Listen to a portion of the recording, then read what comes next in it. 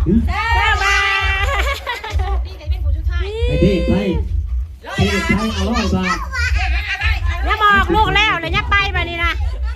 จะพา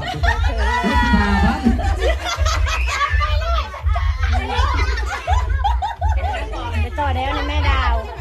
เตอร์โน่คิวต่อไปเตอร์โน่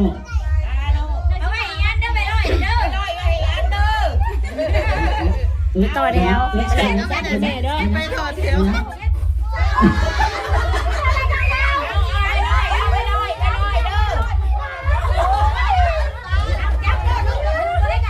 ไป100ห้อง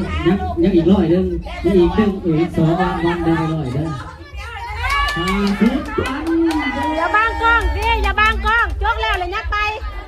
จกแล้วเลยยักไปลูกอย่าบังกล้องมันบ่เห็นไปนั่งจกแล้วเราไปนั่งมานี่นะมันบ่เห็นกล้องบังกล้องน้องไปเตยลุ้นไอ้เด้อจะปากลูกจะปากจะตุ้มทีอย่าซ่องดิ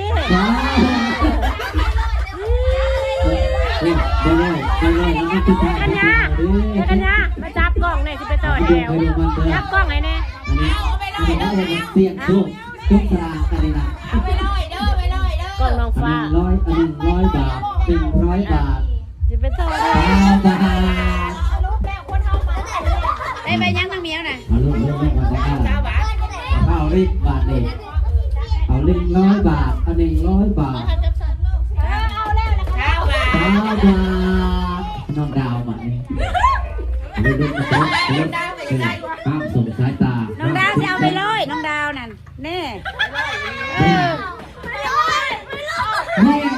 เงียบไปเลยที่พี่เองต้องใช้เครื่องใบไปเลยจะขึ้นเป็นแปดวะ